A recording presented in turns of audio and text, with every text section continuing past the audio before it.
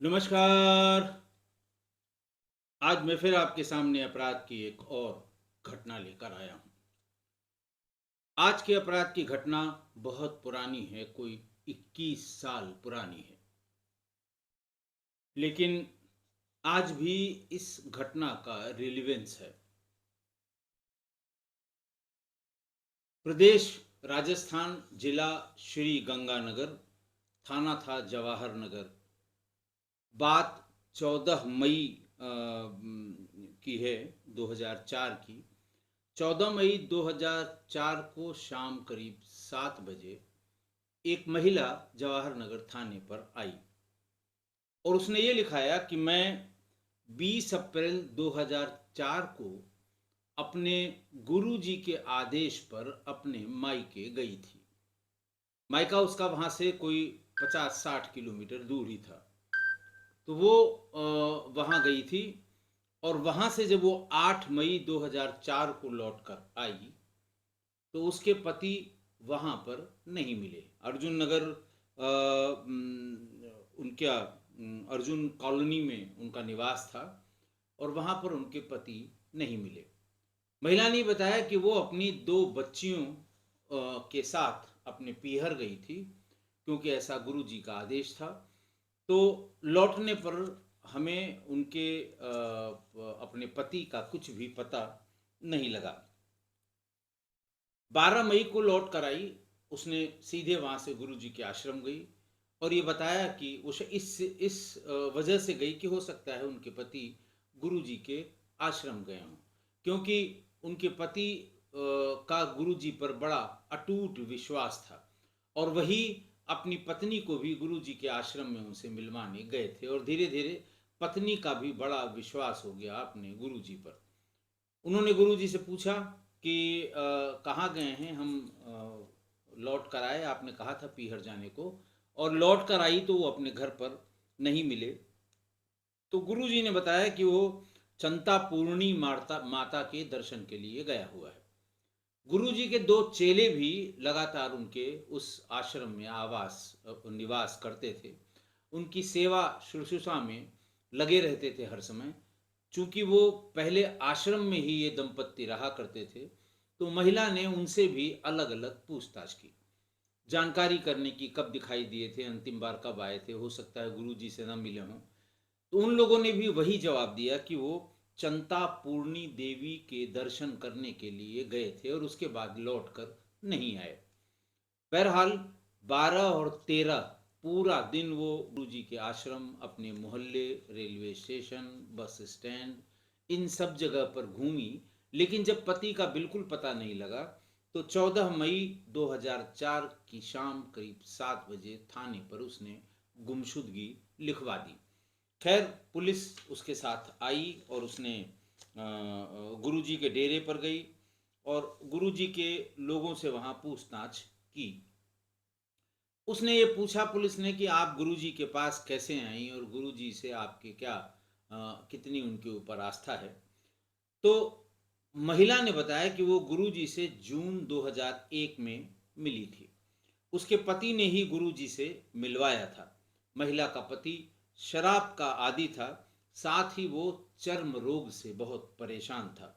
गुरुजी ने उसे कुछ देशी दवाइयाँ और भभूति दी, जिससे उसको फायदा हुआ। इसके बाद पूरे परिवार की आस्था गुरुजी में और बढ़ गई।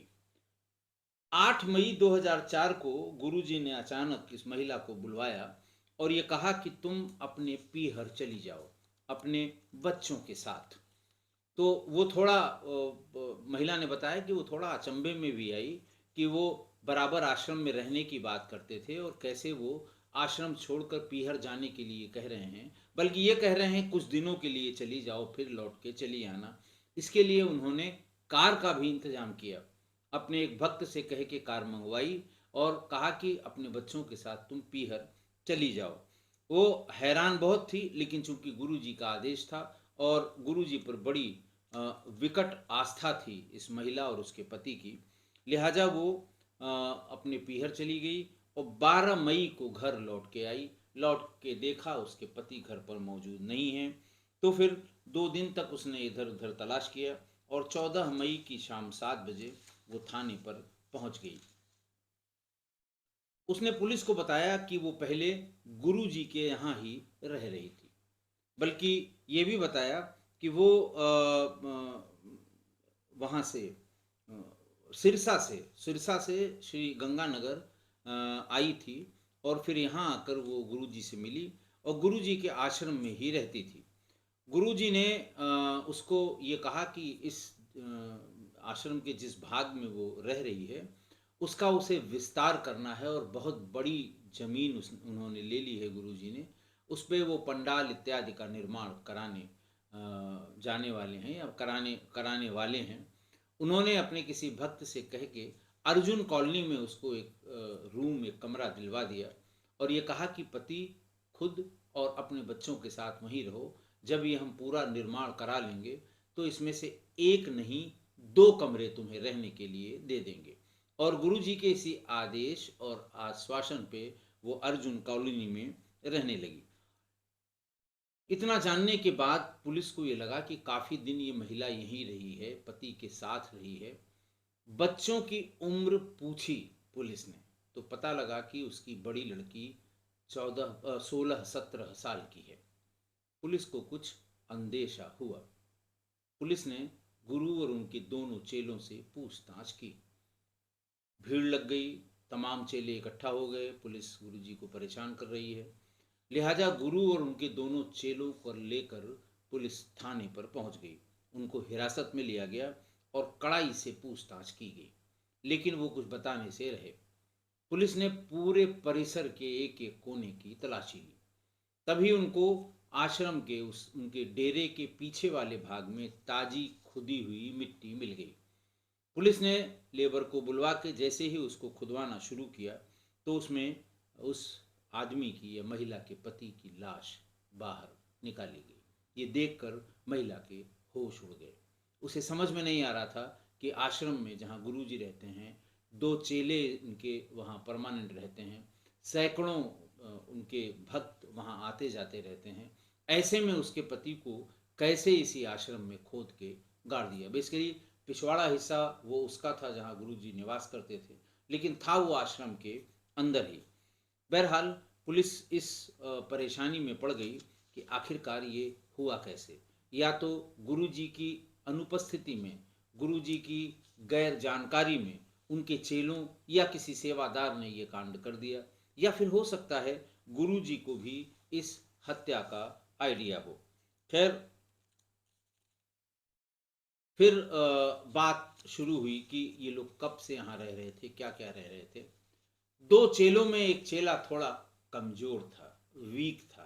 पुलिस के पूछताछ के अंदाज और पुलिस की जो हाव भाव थे उसे देखकर उसे डर लग गया।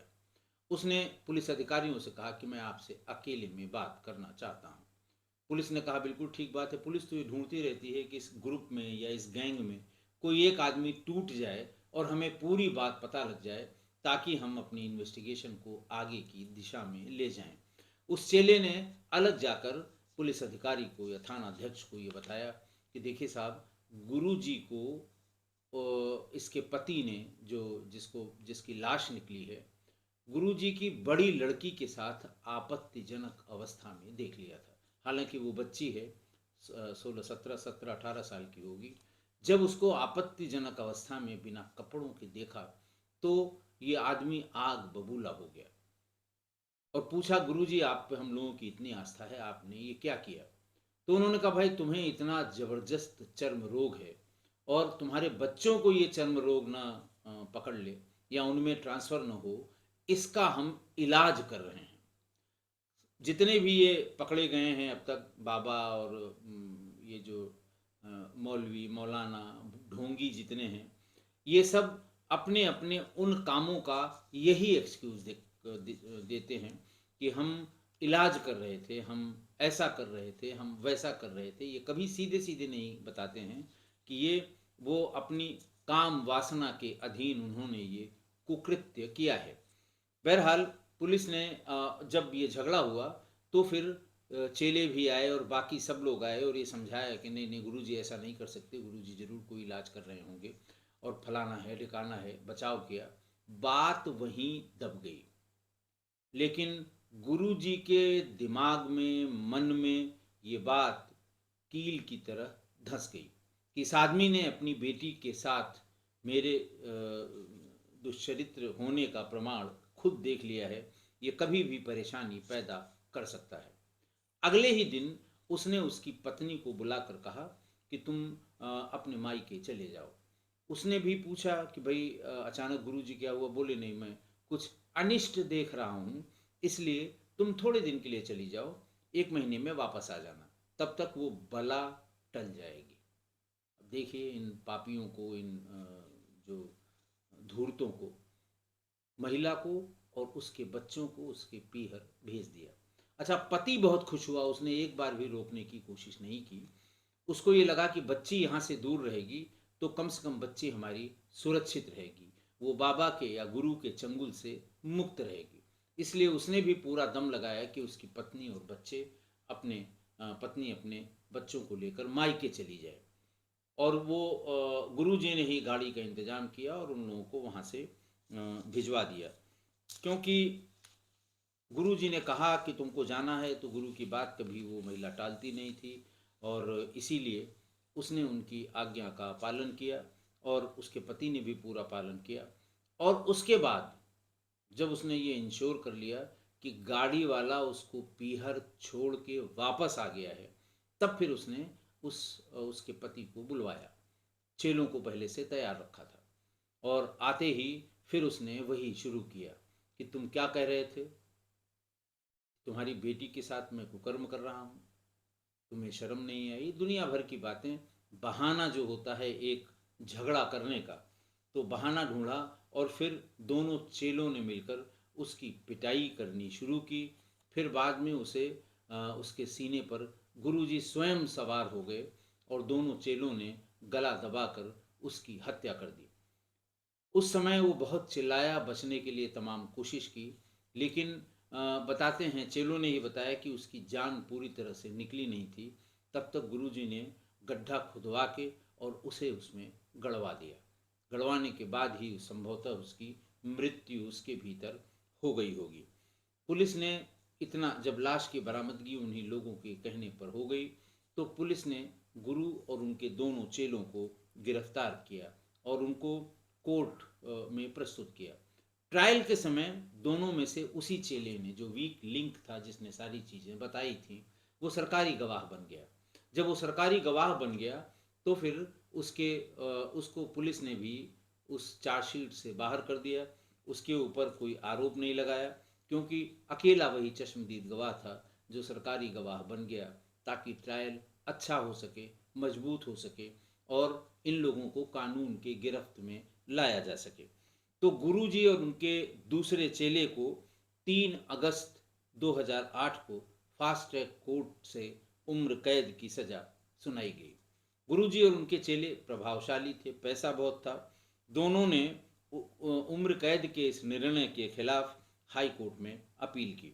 जस्टिस मनोज कुमार गर्ग और जस्टिस गोपाल कृष्ण व्यास की बेंच ने इस पर बहुत डिटेल्ड सुनवाई की और उस दरखास्त को कि हमारी सज़ा कम की जाए या हम निर्दोष हैं, हमें निचली अदालत से गलत सज़ा दी गई है, इस पूरी पिटीशन को ही ये लॉर्डशिप द्वय ने उसको खारिज कर दिया कि इसमें कोई दम नहीं है, जो सज़ा है वो बनी रहेगी।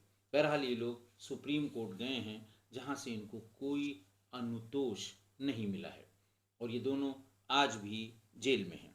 आज की घटना देखिए, गुरुओं, तांत्रिकों, ओझा, सोखा, मौलवी, मौलाना, गंडा ताबीज़ देने वाले, पादरी, इनके कारनामों से किस्सागोई की अपराध कथाएं भरी पड़ी हैं। समय समय पर मैंने बहुत ढेर सारी, बहुत गिनती नहीं है कितनी, इन जो फ्रॉड हैं, ये जो दूसरे चोले में राक्षस बैठे हुए हैं दुकान खोलकर, उनकी तमाम कारस्तानियाँ हमने आपको बताई हैं। और इतना सब होने के बाद ये सारी जानकारी अब इंटरनेट पर उपलब्ध है, सोशल मीडिया का ज़माना है, इस तरह के तांत्रिकों का लगातार भंडाफोड़ हो रहा है। कोई जगह, कोई किसी धर्म की कोई जगह, धार्मिक जगह ऐसी नहीं बची है जहाँ से इस तरह के कारनामों का भंडाफोड़ न हुआ हो। लेकिन फिर भी इस तरह की घटनाएं जारी हैं, कोई कमी नहीं आ रही है।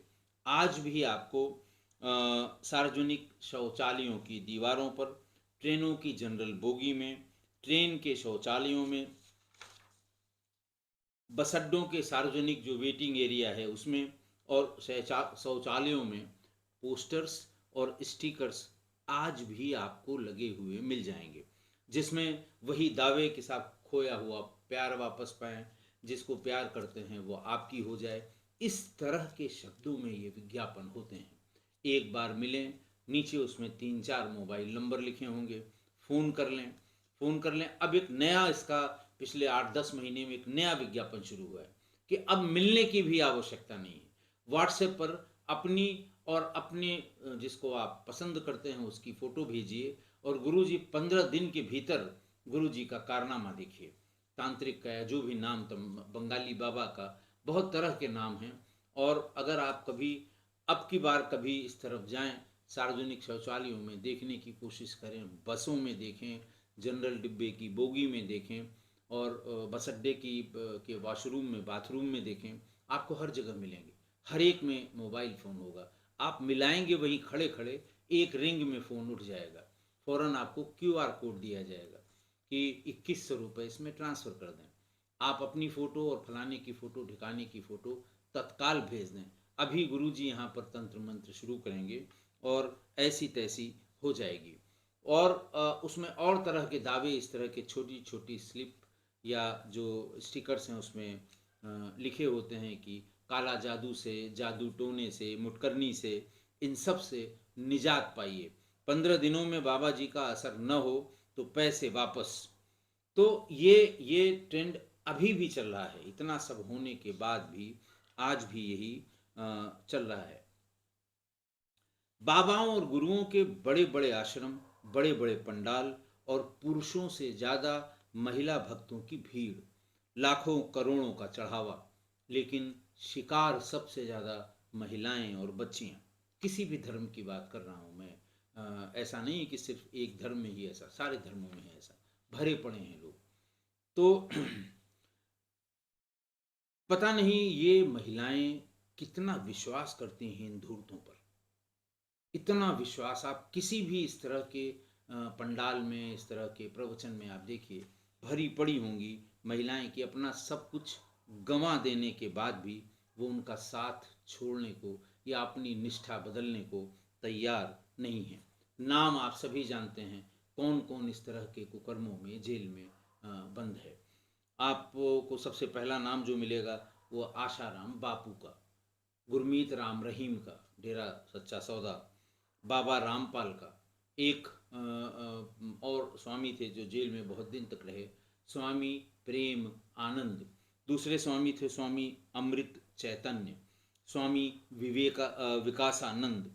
और जो मौलाना अभी भी जेल में हैं, इस तरह के जो ये धार्मिक लोग जो पूजा पाठ, तंत्र मंत्र यंत्र, इन सब का काम करते हैं, उसमें मौलाना जरजीस अंसारी, अपनी एक भक्त महिला के बलात्कार में उन्हें 10 साल की जेल हुई है। मौलाना कलीम सिद्दीकी, मौलवी सरफुद्दीन, ये मौलवी सरफुद्दीन केरल के हैं, जो 13 साल की लड़की के बलात्कार के केस में आजीवन कारावास भुगत रहे हैं। पीलीभीत के एक मौलाना भी हाल ही में गिरफ्तार हुए हैं, जो लड़कियों को, मदरसे की छोटी बच्चियों को पॉर्न वीडियोस दिखाते हैं। अब आप दूसरी तरफ देखिए, केरल की चर्च के पादरी सानिल के जेम्स, 12 साल की लड़की के बलात्कार और कई लड़कियों के यौन शोषण में 40 साल की सजा इनको मिली है, जो जेल में ये भुगत रहे हैं। मुंबई के फादर जॉनसन लॉरेंस, जो चर्च में प्रीस्ट हैं, 13 साल की लड़की से बलात्कार, 2015 की घटना है, नेट पर आप ढूंढेगा आपको मिल जाएगी कि 13 साल की बच्ची से बलात्कार में आजीवन कारावास की सजा इनको सुनाई गई है। केरल के कुन्नूर के चर्च पादरी फादर रॉबिन वड़ाकुमचेरी, ये 16 साल की बच्ची से बलात्कार और उसे गर्भवती किए जाने के आरोप में दोषी पाए गए। दो और बच्चियों से बलात्कार में, तीनों केसेस में 20-20 साल सजा और जोड़कर कुल 60 साल कारावास की सजा इन्हें दी गई है। इरनाकुलम के फादर एडविन पिगारेज, कक्षा 8 की लड़की से बलात्कार में इन्हें भी आजीवन कारावास की सजा हुई है। तो कोई धर्मों से इसमें किसी धर्म का अंतर नहीं, सभी धर्मों में, बाकी और भी धर्मों में, और इन्हीं लोगों की वजह से धर्म, धार्मिक अनुष्ठान, धार्मिक कार्यक्रम, धर्मगुरु, इन सब की बदनामी होती है। सब सब बुरे नहीं हैं, बहुत से बहुत भारी भारी फॉलोअर्स वाले लोग हैं। बाबा प्रेमानंद जी को देखिए, वृंदावन वाले, कि आप उनके ऊपर उंगली नहीं उठा सकते, किसी से पैसा नहीं लेते, लोगों को अच्छी अच्छी बातें बताते हैं, लोग टूट पड़ते हैं उनके दर्शन के लिए। लेकिन ऐसे लोग जिनका मैंने नाम लिया है, ये इनकी वजह से कोई भी धर्म हो, सारे धर्म अपने इस तरह के धर्म गुरुओं की वजह से बदनाम होते हैं। धार्मिक और धर्म गुरुओं के कुकर्मों की ये लिस्ट बहुत लंबी है। मैंने बहुत कम लोगों के बारे में आपको बताया, ये बहुत लंबी है। और जब जैसे ही इन धार्मिक लोगों को, इनको इज्जत सम्मान समाज से मिलने लगता है और लोग उन्हें भगवान की तरह पूजने लगते हैं, तो वो निरंकुश हो जाते हैं। और उनका पहला शिकार पहला शिकार उनका महिलाएं और ज़्यादातर बच्चियां या बच्चे होते हैं। लड़कों के साथ भी ये, छोटे बच्चों के साथ भी इस तरह के कुकर्म हुआ करते हैं। ऊपर से आडंबरी चोला ओढ़े हुए ये भेड़िए अपनी आदतों से बाज नहीं आते, पर पता नहीं क्यों महिलाएं इनके चमत्कार के चक्कर में अपना सब कुछ गंवा बैठती हैं। अब किया क्या जाए? इतना इसका प्रचार भी हुआ, प्रसार भी हुआ, इतनी घटनाएं लोगों ने देखी, आसपास घटित होने वाली घटनाएं देखी, तमाम इंटरनेट पर, तमाम सोशल मीडिया पर इस तरह के घटनाओं की भरमार है। आए दिन बाबा, आए दिन तांत्रिक, आए दिन मौलवी, आए दिन ये लोग अपने कुकर्मों के कारण पकड़े जा रहे हैं, जेलों में हैं। लेकिन महिलाएं हैं तो ये बिल्कुल मानने का नाम नहीं।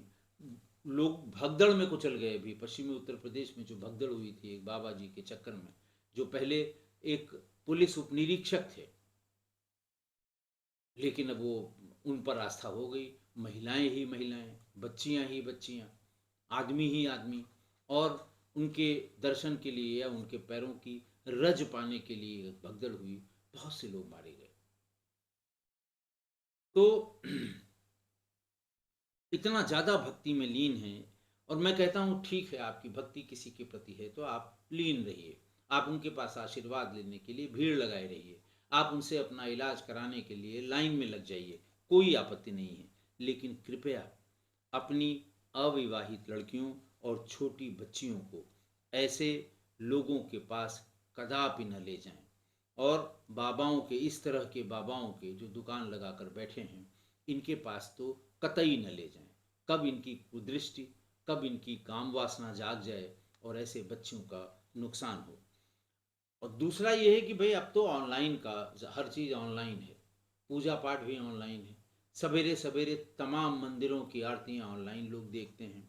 तो आप ऑनलाइन दर्शन कर लीजिए, बहुत फेमस हैं, आपकी बड़ी आस्था है, तो आप ऑनलाइन दर्शन, क्योंकि इन सभी लोगों ने अपनी ऑनलाइन सेवा भी शुरू कर दी है पैसे के चक्कर में, कि ऑनलाइन सेवा आप उनका, उनको दान दीजिए, उनके क्यूआर कोड पे पैसा दीजिए, ऑनलाइन बैठिए, उनका दर्शन पूजन प्रवचन सब देखिए। तो ऑनलाइन ही कर लीजिए, आपको जो दक्षिणा देना हो उनके क्यूआर कोड पे दक्षिणा भी दे दीजिए, जाने की झंझट नहीं है वहाँ पर, प्रवचन भी उनका सुन लीजिए, आपको जो कुछ देना हो दे दीजिए, उनके पास मत जाइए। मैं सबकी बात नहीं कर रहा हूँ, मैं बार बार रिपीट कर रहा हूँ, मैं सबकी बात नहीं कर रहा हूँ, लेकिन इतनी लंबी लिस्ट मैंने पढ़ के सुनाई जो अपने कुकर्मों के लिए बहुत प्रसिद्ध हुए और बड़ी बड़ी फॉलोइंग वाले बाबा और गुरु थे ये। तो ये कभी भी इस तरह के बाबा, इस तरह के धार्मिक चोला ओढ़े हुए जो भेड़िए हैं, ये कभी भी आस्था के प्रतिमूर्त नहीं कहे जा सकते, कभी नहीं। देखिए, जो आज असली साधु संत या धर्मात्मा किसी भी धर्म का हो, वो इस भीड़ भाड़ और कोलाहल से दूर रहता है।